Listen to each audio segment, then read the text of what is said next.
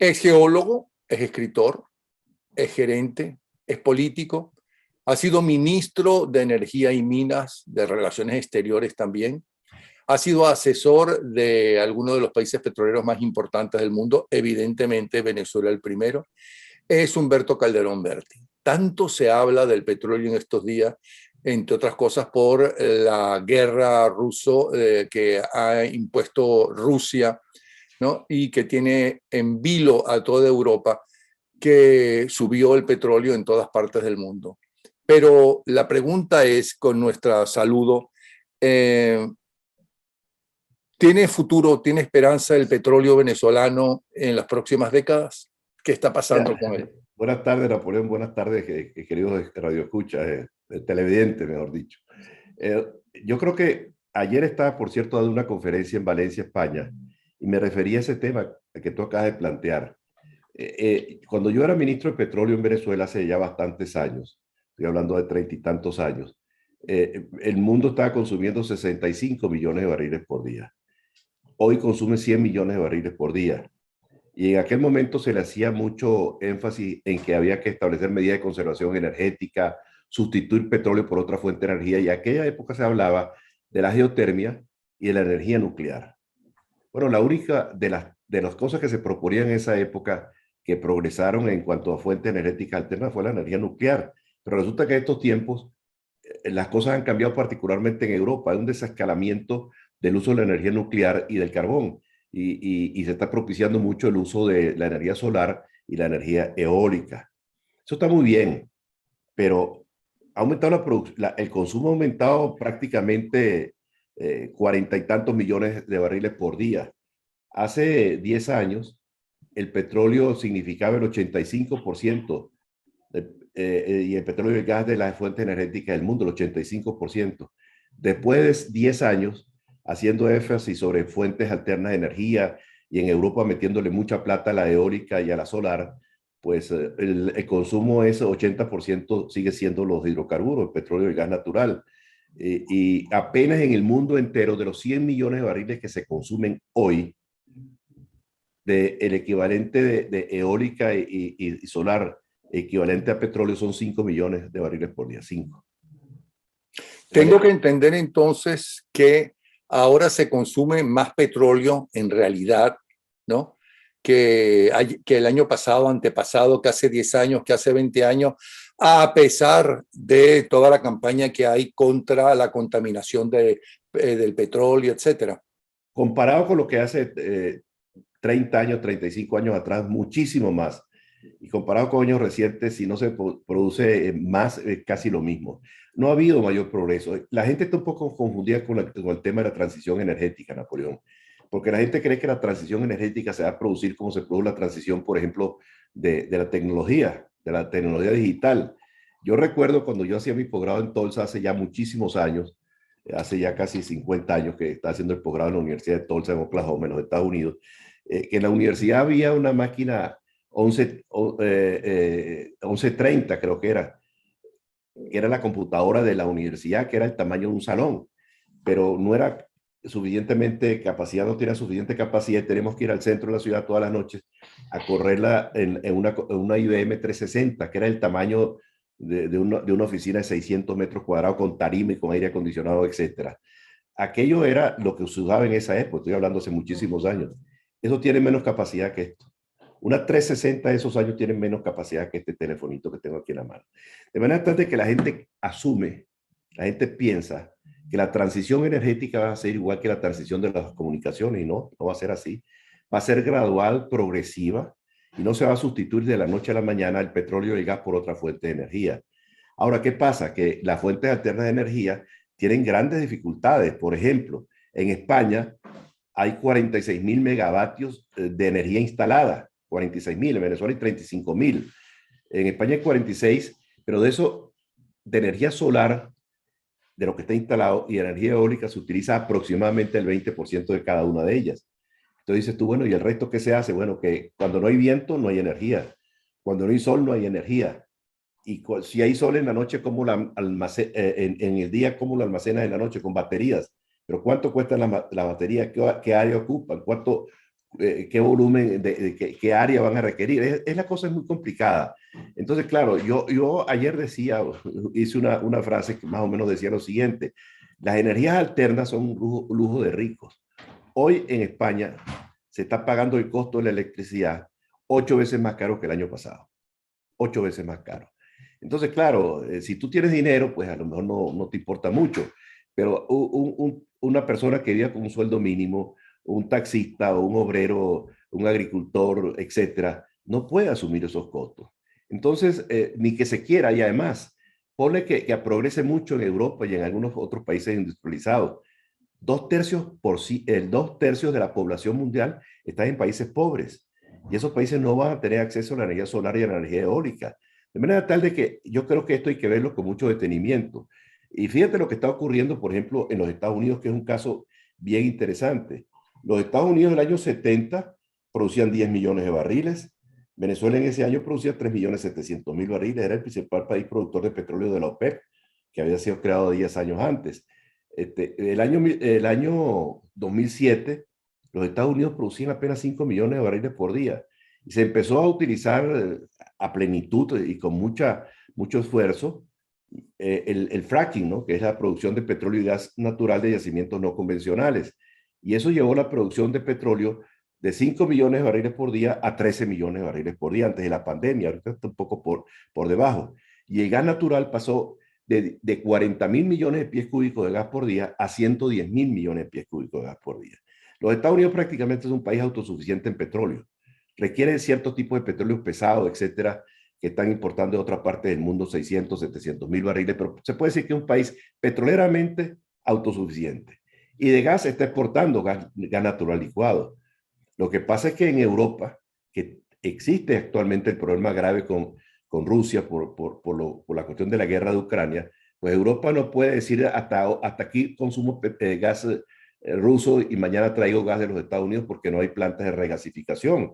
El país que está en mejor situación, en el fondo, desde ese punto de vista, es España, que tiene el gasoducto que viene de Argelia, en primer lugar, y luego tiene alrededor de 7, 8 plantas de regasificación. Pero no es el caso de, por ejemplo, Alemania.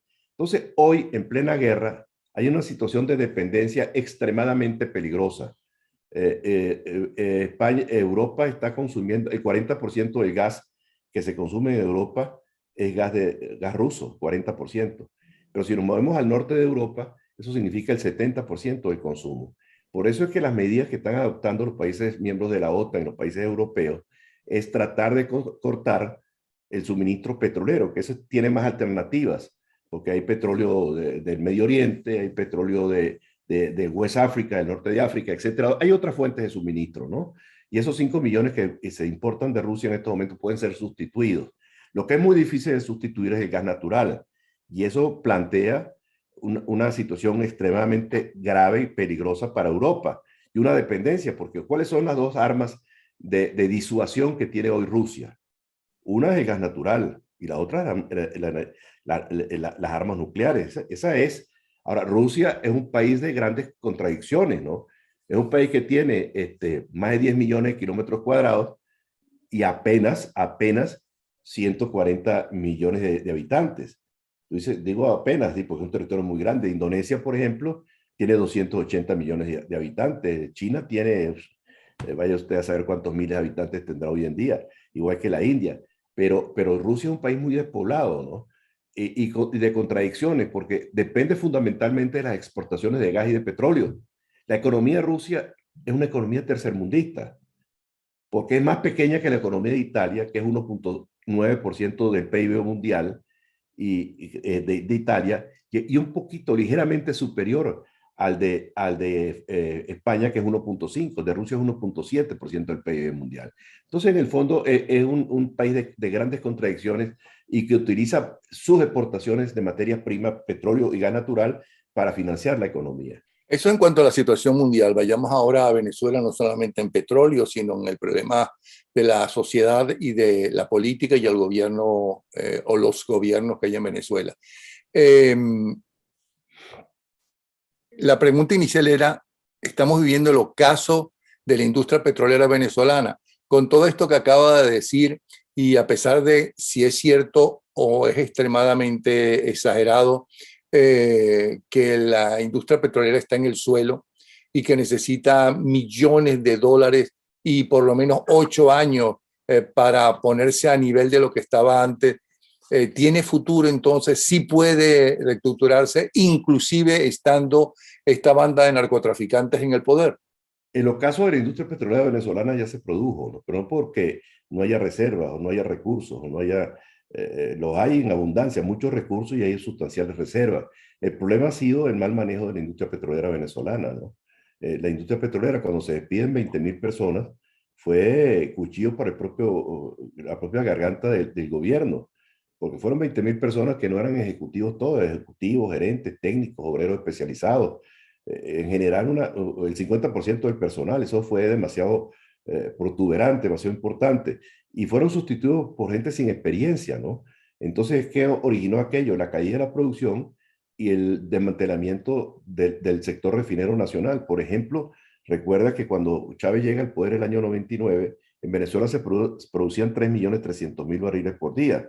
Hoy se estarán produciendo entre 600 y 700.000 barriles, porque las cifras no son muy confiables, pero eso es más o menos lo que se produce. Y por otra parte, la refinación está en el suelo. Las refinerías Venezuela tenía cuando Chávez llegó al poder una capacidad de refinación instalada en Venezuela operativa de 1.200.000 barriles por día.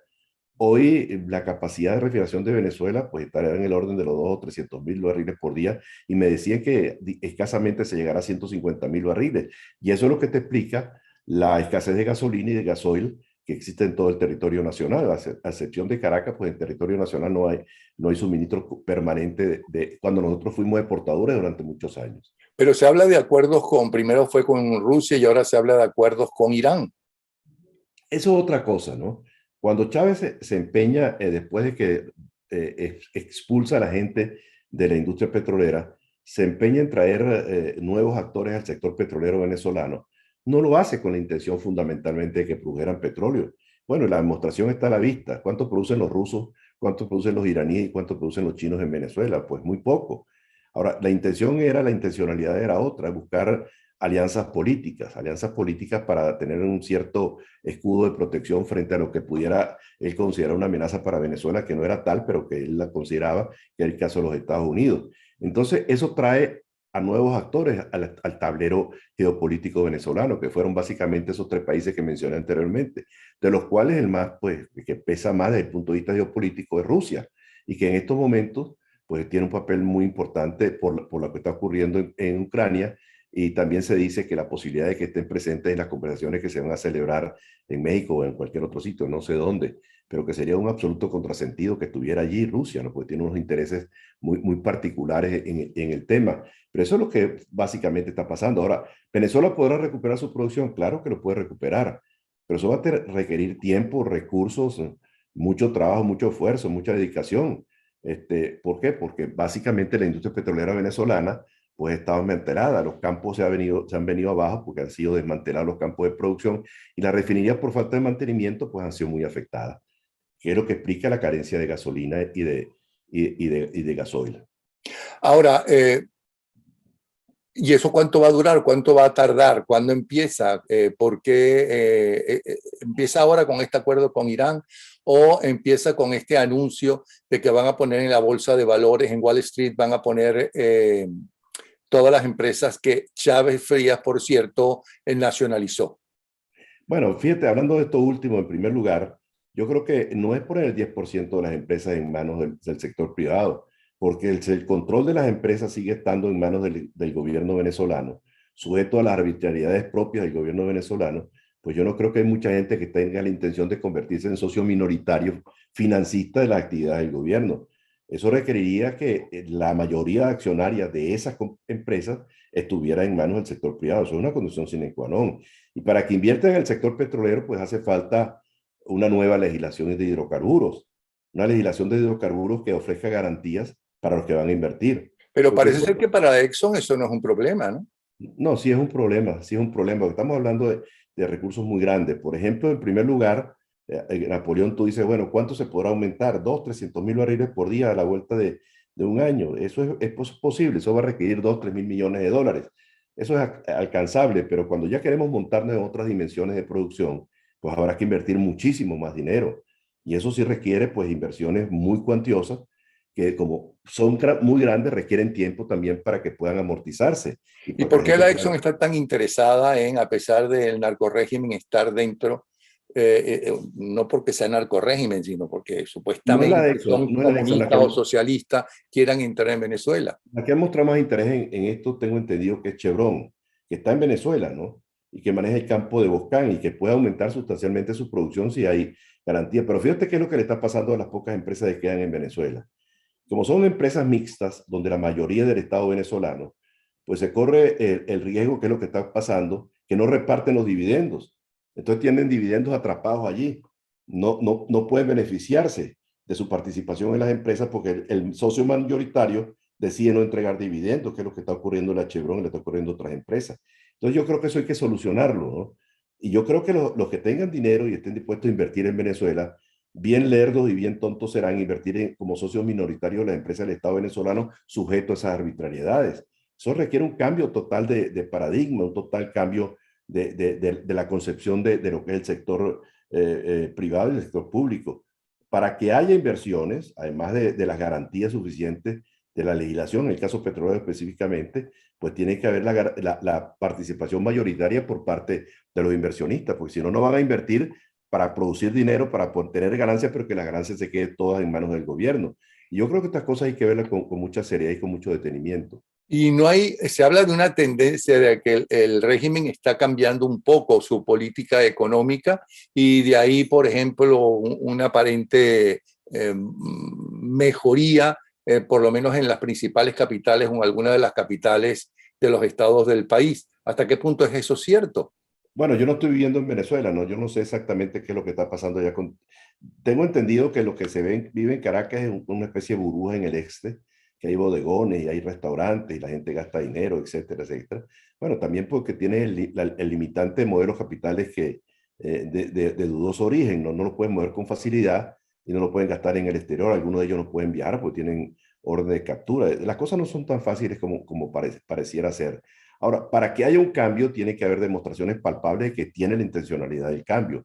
Y ese cambio significa regresarle la propiedad de las empresas a sus dueños originales, ¿no? Que fueron, no expropiados, pues expropiar significa tomar para el Estado algo, pero pagar una compensación. Y muchas de esas empresas fueron simplemente incautadas, no fueron expropiadas. Entonces, devuelven las empresas a sus legítimos dueños y permitan que las operen con toda libertad. Ahora, esta cuestión, por ejemplo, que como señalaste anteriormente, que van a poner el 10%, yo quisiera ver quiénes van a participar en ese festín. Van a ser muy pocos. ¿Por qué? Porque ¿quién se va a meter a tener el 10% de una empresa que no sabe que el control lo va a seguir teniendo el gobierno, ¿no? Y yo creo que si realmente hay la intencionalidad de un cambio por parte del gobierno, cosa que a mí me luce un poco difícil y complicada, pues tiene que empezar por quitarse de la cabeza la monserga esta del mensaje tercermundista y estatista y abrir realmente la economía venezolana al sector privado, cosa que no está ocurriendo todavía. Ahora, se habla de que la política económica también está dirigida por los cubanos. Y en Cuba a los hoteleros, especialmente españoles, le va maravillosamente bien con sus hoteles. ¿No pensarán hacer lo mismo con el petróleo venezolano? Bueno, pero es que no, una cosa son los hoteles, que son dimensiones muy pequeñas. ¿Cuánto puede costar un hotel? 50 millones de dólares, 100 millones de dólares. Estamos hablando, en caso venezolano, estamos hablando de Pero miles parece de que es un millones de dólares. negocio, porque si no, no estaría ahí media Claro, toda esa gente que no, está está allí. bien, pero eso es otra dimensión. Pero para que haya una recuperación importante de la industria petrolera, tú vas a requerir 15, 20 mil millones de dólares anuales durante un tiempo prudencial. Pero la industria petrolera venezolana podría tener una gran capacidad de reacción. Todo depende de lo que se haga y cómo se hace. ¿Me entiendes? ¿Por qué? Porque la industria es tan disímil, de tantas dimensiones que pueden participar los grandes jugadores, pero también los pequeños y medianos jugadores del negocio. Por ejemplo, la zona norte del estado Monagas requerirá de grandes actores, porque son zonas profundas, zonas complicadas para manejar, igual que el lago Maracaibo, las zonas más profundas del lago de Maracaibo. Pero, por ejemplo, en el oriente del país hay centenares de campos pequeños, medianos, que pueden ser asumidos por empresarios venezolanos. ¿Entiendes? Que no necesariamente requieren de grandísimos capitales, son campos que producen 500, 1000, 2000 barriles por día que fácilmente se puede duplicar o triplicar su producción. Pero Eso no para eso tiene que existió, haber... perdón, eso no existió en una época, no hay un tal Mito Ajá. Juan que era privado. No, pero eso no existió, existió cuando la apertura petrolera. Cuando la apertura petrolera, había una cantidad de campos pequeños que se denominaron campos marginales en aquel momento, que eran campos que producían entre todos, si tú sumabas toda la producción inicial de todos ellos, sumaban como 140.000 barriles y llegaron a producir la sumatoria de todos como 600.000 barriles por día.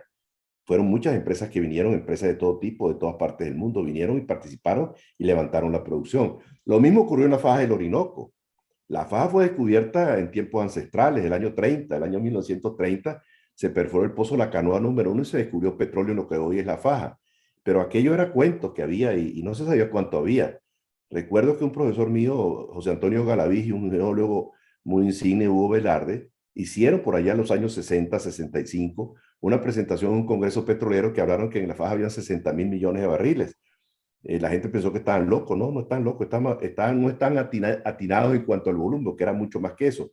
Ahora, la faja es un depósito petrolero muy grande, uno de los más grandes del mundo. Ahora, una cosa es el petróleo que está en el subsuelo, Napoleón, y otra cosa es lo que tú produzcas. Las reservas son las que tú puedes económica y técnicamente producir. Lo demás son recursos. Entonces, esos recursos en la faja son muy, muy grandes. Con los precios actuales, con la tecnología actual, buena parte de los recursos de la faja se pueden convertir en reservas, pero eso requiere inversiones muy importantes y sustanciales. No solamente el cuello de botella no es la producción, el cuello de botella está en el mejoramiento del crudo, porque es crudo entre 6 y 8 grados API. Ese crudo es como una melcocha. Entonces tú la única forma como lo puedes llevar es mezclándolo en el campo, llevarlo a Puerto La Cruz y meterlo en las mejoradoras que habían en Puerto La Cruz, que lamentablemente no están funcionando. Porque eso es lo que hacen las mejoradoras, es que el crudo pesado lo convierte en crudo mediano, crudo, pesado, crudo muy liviano. Ahora, esos son inversiones importantísimas y esos mejoradores están aporreados porque no ha habido mantenimiento. Pero en la FA tendrás que invertir miles de millones de dólares para levantar una producción significativa, importante, como la que había anteriormente cuando Chávez llegó al poder, que habían como 600.000 barriles por día de crudo de la faja. Ahora hablemos de la política y lo que esta guerra beneficia o afecta a la producción petrolera venezolana. ¿Hasta qué punto es conveniente para la producción petrolera venezolana la necesidad de Europa de comprarle, de dejar de comprarle o depender tanto de Rusia, ¿no? Y hasta qué punto es interesante que Venezuela venda ese petróleo a Europa, si es que esa asociación que tiene y ese apoyo de Rusia le interesa. No le No, interesa, pues. ni siquiera lo puede hacer porque no hay producción suficiente. Venezuela está produciendo lo que puede producir, 600, 700.000 barriles por día, no más de eso. Habrá que invertir mucho dinero. En estos momentos no hay ninguna solución, ni para Europa ni para los propios Estados Unidos, que tienen necesidad de importar como 600.000 barriles por día, que les interesa es básicamente el crudo venezolano o el crudo mexicano o el crudo canadiense, que son crudos pesados. Pero ya sabemos la restricción que hay con el oleoducto que viene de Canadá, el Keystone. Ya sabemos la determinación de López Obrador de no exportar crudo pesado que es Maya, hacia el mercado americano, y Venezuela, que no está en capacidad de producir un crudo pesado más de lo que produce, porque realmente no puede en estos momentos, porque no ha habido inversiones. Entonces la situación no es muy fácil, ¿no? La situación es complicada. Venezuela en estos momentos no se puede aprovechar, si eso se puede llamar aprovechamiento, de las circunstancias que está viviendo Europa, porque básicamente no tiene cómo producir más petróleo. Pero las empresas, por ejemplo, petroleras no solamente norteamericanas, sino europeas, por ejemplo, la Shell o la española, no me acuerdo cómo se llama, Repsol. Repsol, o la italiana, no le Sí. interesaría entonces explotar petróleo venezolano y a a los diferentes gobiernos que se explote petróleo, por ejemplo, venezolano. Sí les puede interesar, sí, pero todo depende de las condiciones. Napoleón, vuelvo a lo que dije anteriormente. En las condiciones actuales, legislativas actuales, la ley actual, por una parte, y la tenencia por parte del gobierno venezolano de la mayoría de las acciones, no estimula la inversión, porque no pueden beneficiarse de esa inversión. Chevron, por ejemplo, tengo entendido que tiene miles de millones de dólares atrapados en Venezuela sin podérselo llevar, y otro tanto está ocurriendo con las empresas europeas. Entonces, lo primero que tendría que hacer es quitarse de la cabeza la idea de que tienen que tener el control de las sociedades y darle el control al sector privado para que puedan repartir sus inversiones y tengan acceso al crudo para que puedan monetizar la producción que producen. ¿Ve un cambio en la política económica con la narcodictadura? Mira, no lo sé. Hay gente que dice que sí, que va a haber un cambio. Yo no me dejo, dejo llevar por los bodegones y por los símbolos estos burbuja de supuestos progresos. Yo creo que quiero ver hechos concretos. Por ejemplo, una participación importante del sector eléctrico, tanto en generación como en transporte, conducción, etcétera. Eso sería importante verlo. Verlo en el propio sector petrolero. Verlo, por ejemplo, que le devuelvan las empresas que le fueron incautadas a la gente. Yo creo que son señales, esas señales no se han visto. Han dicho que están empezando, van a estar pensando en regresar a algunas empresas del Estado, perdón, al sector privado. Ojalá y esto ocurra, ¿no? Pero lo que sí es fundamental es que tiene que haber cambios sustanciales en la política que se ha llevado hasta ahora. Porque si no, no van a Ahora, haber inversiones. hablemos de la dirigencia de oposición, de la sociedad de oposición venezolana. ¿Cómo lo ve? Bueno, yo creo que se han cometido demasiados errores, lamentablemente. Esos errores han producido un gran escepticismo por parte de la población. Estamos en una incredulidad generalizada. La gente no cree prácticamente en nadie. Lo que era una esperanza hace 2 años y medio, 3 años, pues se ha ido desvaneciendo en el tiempo. Y la gente está en estos momentos empezando a hablar de candidaturas presidenciales. Yo creo que eso es extemporáneo, es improcedente, es inoportuno, porque yo creo que lo primero que hay que hacer es otras cosas, ¿no? Hablar de candidaturas cuando llegue el momento, cuando haya las ¿Cuáles son las condiciones. otras cosas? Bueno, yo creo que tiene que haber condiciones para que haya unas elecciones transparentes, unas elecciones que permitan, por ejemplo, que los 6,5 millones de refugiados venezolanos puedan votar. Eso es importantísimo.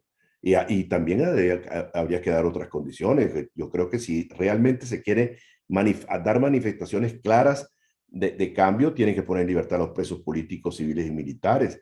Tiene que permitirle a la gente que está en el exterior que regrese. Tiene que permitirle a los que están adentro con prohibición de salida puedan salir al exterior. Hay una serie de cosas, ya en el plano estrictamente político me refiero yo, y luego en el plano económico lo que mencionaba anteriormente. Es necesaria una nueva ley de hidrocarburos, que está redactada, por cierto, y que sería muy atractiva para las empresas que puedan participar en la recuperación del sector petrolero venezolano.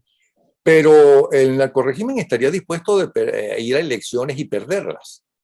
Bueno, esa es la gran pregunta que se hace todo el mundo, ¿no? ¿Me entienden? Pues yo Porque no hasta estoy. ahora es obvio que no. Hasta ahora es obvio que no. Entonces habría que ver cuáles son las condiciones. Si el gobierno piensa, si el régimen piensa que se pueden modificar, hay un Consejo Nacional Electoral realmente equitativo, que haya un registro electoral que sea confiable y no lo que tenemos actualmente, que haya realmente la determinación de permitir que los que están fuera puedan votar, pues las cosas son Que las haya unas señales son fuerzas claras. armadas que estén al servicio del país y no de la Bueno, narcodictadura. todas estas son condiciones que son fundamentales y sine qua non para uno poder acudir a unas elecciones transparentes y confiables. Y aunque no somos Cuba, ¿no? Pero en Cuba intentaron hacer todo ese tipo de cosas en un principio hasta que desistieron porque se dieron cuenta que lo que lograban es, cuando ya no necesitaron una oposición, pues acabaron con ella. ¿Usted cree que ese es el futuro inmediato de la oposición venezolana si sigue insistiendo en unas elecciones libres, sin la interferencia de la narcodictadura? Yo creo que en Venezuela hay un problema serio de legitimidad. Quienes hoy conducen la política opositora en Venezuela son el resultado de las elecciones del año 2015. Y eso ya pasaron prácticamente 7 años, ¿no? De esas elecciones. Yo creo que esto hay que renovar la dirigencia de la dirigencia política venezolana y hacer todos los esfuerzos, evidentemente, para que se produzca el cambio. La cosa no es fácil, la situación no es fácil. Yo creo que el país ya ha llegado al borde del cansancio, ¿no? Del antagonismo, del pleito, del enfrentamiento, de la crispación permanente. El venezolano quiere vivir con tranquilidad, quiere que el país progrese, que haya libertad, que haya democracia, que la economía funcione, que tengan trabajo, que los servicios públicos funcionen, que la electricidad llegue, que el agua les llegue. Y eso no está a la vuelta de la esquina y eso requiere un cambio importantísimo, un cambio fundamentalmente de tipo político. Ahora, ¿estará el gobierno en condiciones en las condiciones actuales de cambiar sus políticas? Yo no lo sé, hasta ahora no ha habido ¿Y estará el esa pueblo definición. en condiciones y como para salir a la calle a pedir esas condiciones y no regresar a las casas? Bueno, ya ha salido en multitud de oportunidades. Tú recuerdas lo que ocurrió el 2002, el Sí, pero el 2014, 11 de el abril salió y 2017. llegó hasta Miraflores y el dictador se fue con el rabo entre las piernas.